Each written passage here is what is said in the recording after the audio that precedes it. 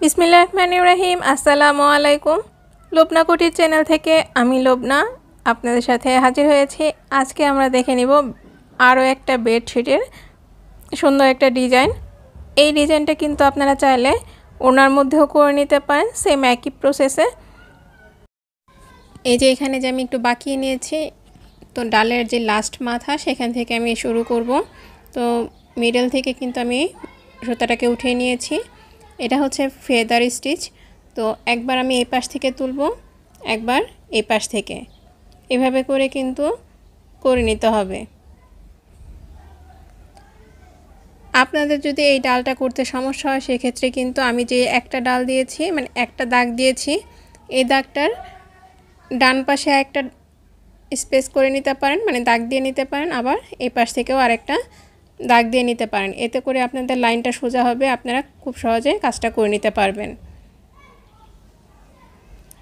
তিনটা দাগ দিতে পারেন অথবা দুইটা দাগ, মানে চওড়াটা আপনি কতটুকু রাখবেন সেই অনুযায়ী কিন্তু দাগ দিয়ে নিতে পারেন। তো আমি ভিডিওটার শেষে কিন্তু দেখিয়ে দিব যে কতটুকু চওড়া করে আপনারা দাগ দিয়ে নিতে পারেন।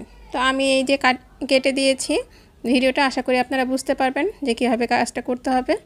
তো এই যে আমি করতে করতে কিন্তু অনেকটাই করে নিয়েছি। এখন আমি আপনাদের দেখিয়ে দিব যে এই ডালটার শেষের থেকে যে কতটুকু আপনারা চড়া করতে পারেন। তো এই যে দেখেন আমি এইভাবে করে কিন্তু এতটুকু চড়া রেখেছি। তো এখানে তিনটা দাগও আপনারা দিতে পারেন অথবা দুইটা দাগ দিয়ে কাজটা করতে পারেন, তবে তিনটা দাগ দিলে ভালো হয় যদি আপনারা কাজটা সুন্দরভাবে করতে চান। তো এই যে দেখেন আমি কিন্তু ডালের অংশটুকু করে নিয়েছি। ওই নিচে যে দাগটা দেখা যাচ্ছে সেটা আরও একটা প্যাটার্ন আমার। তো একইভাবে কিন্তু আমি করে নিব। এখন আমি ফুলের অংশটা দেখিয়ে দিচ্ছি কীভাবে আপনারা খুব সহজে ফুলটা এঁকে নিতে পারেন। তো আপনারা চাইলে হাতে এঁকে নিতে পারেন অথবা এই ধরনের কয়েন যে আছে সেই কয়েনগুলো দিয়েও কিন্তু এঁকে নিতে পারেন। আর যখন কয়েন দিয়ে এঁকে নেবেন বা কয়েন ছাড়া অন্য কোনো সাইজ অনুযায়ী, তো সেই অনুযায়ী কিন্তু আপনাদের সবগুলো ফুল এক সমান হবে। তো এই যে দেখেন মিডলে কিন্তু আমি আরও একটা দাগ দিয়ে নিয়েছি। তো এই মিডলের দাগটা আমি স্কিপ করব, মানে মিডলে আমি রেনুর জন্য অন্য একটা ডিজাইন দিব। আর চারদিক থেকে আমি এই স্টিচটা মানে ফুলটা করে যাব। এই স্টিচটা হচ্ছে লেজি ডেজি। তো আমি এই লেজি ডেজিটা দিয়ে কাজটা করে নিব। এটা অনেকটা চেইন স্টিচের মতোই।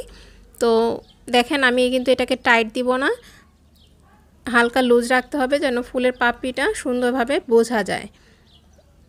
তো চেনের ক্ষেত্রে কিন্তু আমরা একটু টাইট দিয়ে কাজটা করে নিই, আর এটা কিন্তু একটু লুজ রাখতে হবে যেন ফুলের পাপড়িটা সুন্দরভাবে ফ্লাপি হয়। আমি এই যে মিডলের থেকে কিন্তু কাজ ঘেঁষিয়ে কাজটা করছি, আর সাইডের যে রাউন্ডটা হচ্ছে সেটা কিন্তু একটু ফাঁকা ফাঁকা করে কাজটা করে নিচ্ছি। আর প্রত্যেকটা স্টিচ পরে কিন্তু আমি যে নিচের দিকে সুইটাকে নামিয়ে নিচ্ছি, আবার মিডলের থেকে সুতাটাকে উঠিয়ে নিচ্ছি। আপনাদের যদি ভিডিও ভালো লেগে থাকে তবে অবশ্যই একটা লাইক দিবেন, কমেন্টস করবেন, ভিডিওটি শেয়ার করে অন্যদের দেখার সুযোগ করে দিতে পারেন। চ্যানেলের সাথে আছেন এজন্য অনেক অনেক ধন্যবাদ, সাপোর্ট করছেন। আপনাদের একটা লাইক আর একটা শেয়ারে আমাদের কাজের উৎসাহ কিন্তু অনেকটা বাড়িয়ে দেয়। আর কী ধরনের টিউটোরিয়াল দেখতে চান সেটা কিন্তু কমেন্টস করে জানাতে পারেন, তাহলে নেক্সটে আমি সেই ধরনের টিউটোরিয়াল দেওয়ার চেষ্টা করব ইনশাল্লাহ। দেখেন কথা বলতে বলতে কিন্তু ফুলের কাজটা মোটামুটি আমার কমপ্লিট হয়ে গেছে। এখন আমি এখানে 4 প্লাই করে নিয়েছি। এগুলো কিন্তু আমি সম্পূর্ণ কাজ করছি সুন্দরী সুতা দিয়ে। আপনারা চাইলে কিন্তু অন্য যে কোনো সুতা দিয়ে কাজটা করতে পারেন, রেশমি সুতা বা সিল্কি সুতা একটা পাওয়া যায় সেটা দিয়েও করতে পারেন, লাচ্ছি সুতা পাওয়া যায় সেটা দিয়েও করতে পারেন। আর ফুল আর ডাটার কাজটা যে করেছি সেটাও কিন্তু আমি সুন্দরী সুতা দিয়ে কাজটা করে নিয়েছি, তবে 2 প্লাই করে কাজটা করেছি। আর এটা কিন্তু আমাদের গিট 4 বা নট স্টিচ। তো এভাবে করে কিন্তু আপনারা খুব সহজে রেনু তৈরি করে নিতে পারেন গিট স্টিচ দিয়ে। দেখেন আমি কিন্তু সম্পূর্ণ কাজটা করে নিয়েছি। এই ডিজাইনটা নিয়ে আমার চ্যানেলে 3টা বেডশিটের ডিজাইন আছে, দেখে নিতে পারেন। আজ এই পর্যন্ত, সবাই ভালো থাকবেন, সুস্থ থাকবেন, আল্লাহ হাফেজ।